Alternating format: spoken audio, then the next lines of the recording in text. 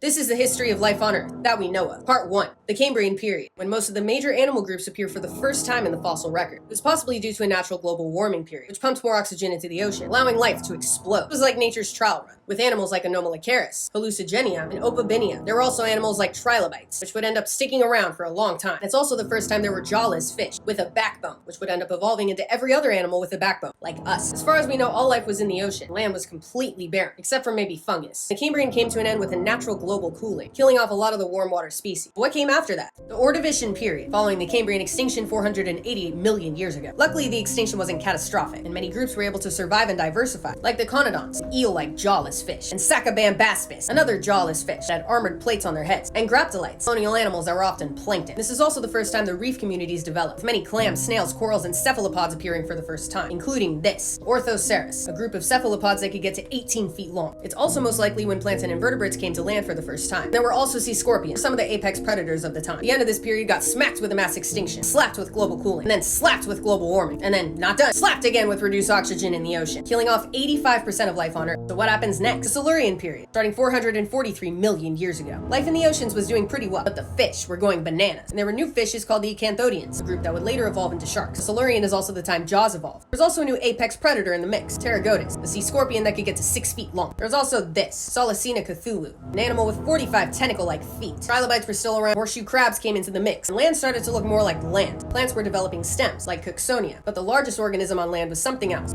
This giant fungus, called Prototaxites. They could get to 26 feet tall, perfect home for the only animals on land at the time, millipedes and worms. What about after that? The Devonian period started 416 million years ago. The big fungus got booted and replaced by the first large trees and forests. Insects became the first animals to ever take flight. Vertebrates finally came to land, with the evolution of limbs from some lobe-finned fish, evolving into animals that could walk on land. But they were only able to flop around for millions of years. In the oceans, trilobites were still around. There were also some new apex predators, like the Dunkleosteus, a 20-foot-long fish with an armored head, self-sharpening jawbones as teeth, and Gicalopterus, this one, the largest sea scorpion to ever exist. They had big, meaty claws, tear their prey to shreds. What happens next? The Carboniferous period, the age of the giant bugs, and more. Back then, the forests were getting very lush, which pumped huge amounts of oxygen into the atmosphere. Due to the respiratory systems of insects and other related groups, this played a massive role in their size. There was Meganeura, a dragonfly with a 3-foot-long wingspan, and Arthropleura, a 10-foot-long millipede. Other things happened that didn't have to do with big bugs, or sharks like Adestus and Stethocanthus, and the Tully monster. Scientists still don't know what it is, and Rhizotis, a freshwater fish that could get to 23 feet long. The amphibians were going banana, and during this time evolved a very important structure, the amniotic egg, like a chicken egg, with nutrients and moisture and everything a baby needs. They were able to move away from a water source to give birth, go to habitats they had never been in before. This led to the evolution of sauropsids, which would later evolve into reptiles, and synapsids, which would later evolve into mammals. So what came after that? The Permian period, which would end in the worst mass extinction the world ever saw. This is the time of the supercontinent Pangaea, which led to a lot of new dry climates, and life was doing really well. There were two dominant groups on land at the time, synapsids and the sauropsids. The synapsids included Dimetrodon, which is typically thought of as a dinosaur. They were actually related to the ancestors of mammals, which are believed to be this, the cynodonts. This is the first time we see specialized teeth, which would come to help the mammals later on. And the sauropsids were animals like this, Coelurosauravus, type of gliding reptile, and also like this, the mesosaurs, not to be confused with mosasaurs, which came later on. As far as we know, mesosaurs were the first aquatic reptiles, transitioning back to water. In the oceans, there were ratfish like Helicoprion, famous for their buzzsaw jaw. Trilobites were still around, but not for long, because this period ended with the Great Dying. The Permian extinction, also known as the Great Dying, wiped out 96% of life on Earth, 250 million years ago. The extinction took place over 1 million years, and unfolded in 2 phases. The first was massive volcanic eruptions. Outpourings of lava in Siberia flowed onto carbon-rich rocks, exposing greenhouse gases like methane, which trapped massive amounts of heat in Earth's atmosphere. And this led to phase 2, the volcanic winter. The greenhouse gases produced by the eruptions were absorbed by the oceans, leading to a massive decrease in oxygen, which left animals unable to breathe. Some notable species that went extinct were Moschops and Dimetrodon, both relatives to early mammals, Helicoprion, known for their buzzsaw jaw, and trilobites, the most dominant animal of their time.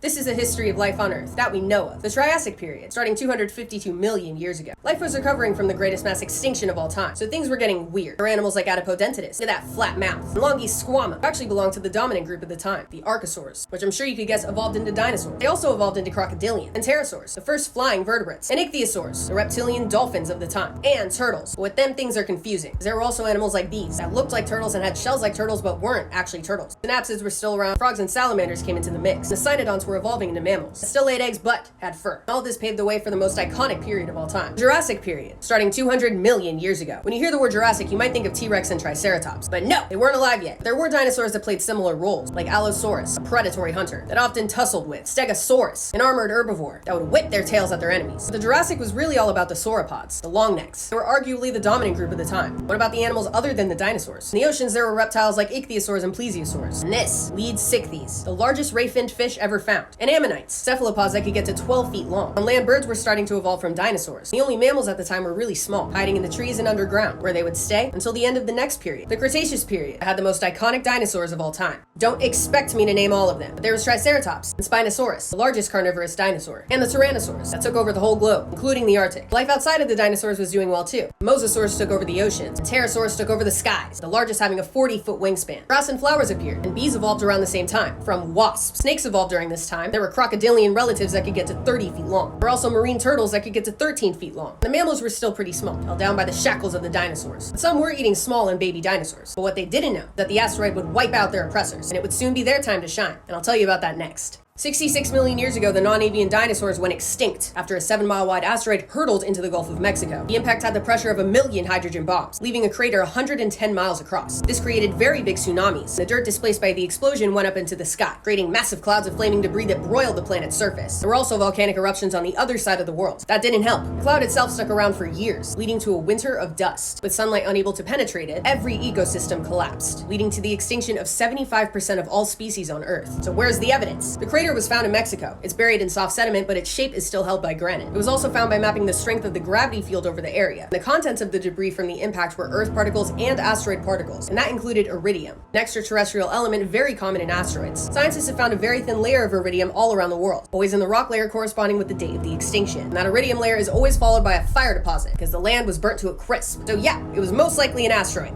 This is a history of life on Earth that we know of, the Paleocene epoch. Life was recovering from the extinction of the dinosaurs. The dinosaurs had previously had a chokehold on every ecosystem on the planet. But without them, the surviving groups went bananas. The mammals diversified like nobody's business. This included early primates, our ancestors. This is also the time of the earliest penguin, from the surviving avian dinosaurs. Everything wasn't fine and dandy, because many groups started battling for the title of apex predator, like Titana boa. Up to 50 feet long, it was the largest snake to ever exist. If it was slithering by you today, it would come up to your waist. The avian dinosaurs took a shot at this too, with terror birds, would end up dominating for the next 60 million years. The carnivorous mammals were only getting started. Groups like the Mesonychids and the Creodons. The Eocene epoch, starting 56 million years ago. The beginning of the Eocene was hot, and forests stretched all the way to the poles. Over time it got cooler, and many of the modern mammal groups make their first appearance during this time, like the whales, who made their transition to water, and the sea cows also transitioned to water. Horses appear during this time, as well as bats. There were also mammals that look like they belong to modern groups, but don't, like Arsinoitherium and Megacereps. They looked like rhinos, but they weren't rhinos. And Hyaenodon, that looked like a hyena, but wasn't a hyena. And then rabbits that looked like saber-toothed cats, but weren't even cats. And hell pigs, they were not pigs. Arguably the strangest mammal from this time was a Coelurothere. We're kind of like a mix between a gorilla and a horse. They walked on their knuckles and reached for tree branches like pandas, and went on into the next epoch, and the mammals started getting even bigger. And I'll tell you about that next. Oligocene epoch, starting 34 million years ago. This is the first time we see elephants with trunks. There were also animals with trunks that weren't elephants. Again, I know. It's called Pyrotherapy. So you probably wouldn't guess that this is a rhino. Yeah, an actual rhino. But not just any rhino. The tallest mammal to ever walk the planet. Paraceratherium. They were taller than a 2-story building. And this period is also a good time for the little guys, like Proailurus, the first true cat, and some of the first dogs, canines, like Hesperocyon. And big things happened for our lineage too. This is the time of the first great ape, the ancestor to gorillas, chimpanzees, bonobos, and us. This is also when whales started using echolocation, completely unaware that soon a new apex predator would take over. Miocene epoch, starting 23 million years ago. This epoch had a lot of big animals from many different groups, like Stupendomys geographicus, a turtle the size of a car. But their size didn't stop them from getting eaten by Perusaurus, a 42-foot-long crocodilian. The most famous large animal from this time is the Megalodon. At up to 60 feet long, they were the largest shark to ever exist. But even they had competitors, like the Leviathan whale, the only known competitor and potential predator of the Megalodon. Terror birds were still dominating South America. And Australia had a new type of flightless bird, 10-foot-tall thunderbirds. Even the flying birds got big, like Argentavis. With a 22-foot wingspan, they were the largest flying bird to ever exist. There were also elephants like Platybelodon and Dinotherium, and bone-crushing dogs, like Epicyon, the largest prehistoric dog. This is when our common ancestor with chimps was alive, and when the human lineage split, with the beginnings of Ardipithecus. The Pliocene epoch, starting 5.3 million years ago. North and South America became connected by a land bridge. Two groups that had spent millions of years evolving separately met for the first time. And it was kind of like a war. The North American mammals eventually won. The terror birds went extinct after dominating South America for 60 60 million years. This epoch is also when many of the famous Ice Age animals appear for the first time, like the saber-toothed cat and the woolly mammoth. The 20-foot-long giant ground sloths. There are also other big mammals that aren't as well known, like Glyptodon, 10-foot-long armadillo, and Titanotelopus, giant camel, and Gigantopithecus, the largest ape to ever exist. Our ancestors were becoming more human-like as Australopithecines, which eventually led to Homo erectus, the first human species. All of this was happening right when the famous Ice Age began. Pleistocene epoch, commonly known as the Ice Age. At its peak, global temperatures were 11 degrees cooler, and sea levels were 400 feet lower than they are today. Even so, wildlife was pretty much the same as now, with some exceptions, like the famous woolly mammoth, saber-toothed cats, and giant ground sloths. There were also woolly rhinos, American lions, and American cheetahs. In Australia, there was the marsupial lion, which wasn't a lion or a cat at all. Megalania, giant lizard, that would prey on giant wombats, and short-faced kangaroos. It had a single toe on each foot, which was also a very big time for humans. The appearance of the first Homo sapiens in Africa, and during this time spread out all over the globe. Along the way met other human species, like the Denisovans and Neanderthals, bred with both of them a little bit. They also controlled fire, built their first permanent settlements, created musical instruments, and developed language. They also domesticated dogs. What happens after that? The last chapter, the Holocene epoch. This is where we are now. Obviously, it's the wildlife of today. There are some prehistoric-looking animals that only went extinct recently, like the moa, that was alive until the 1400s, and the dodo bird, alive until the 1600s, stellar sea cow, 1700s, and the Tasmanian tiger, 1936. All of these extinctions are due to the development of Homo sapiens during this time. At the beginning of this epoch, they domesticated everything. Wheat, goats, pigs, cows, horses, chickens, rice, and cats domesticated themselves. Societies turned into civilizations, and empires started to control certain regions. Technology advanced exponentially, making us a globally connected species. But at the same time, our pressure on natural resources increased. We started to separate ourselves from where we came from. Now we're in the sixth mass extinction, the first one ever caused by a single species. And that can be really hard to think about. But I hope, if anything, this series taught you that no matter what happens, nature always finds a way.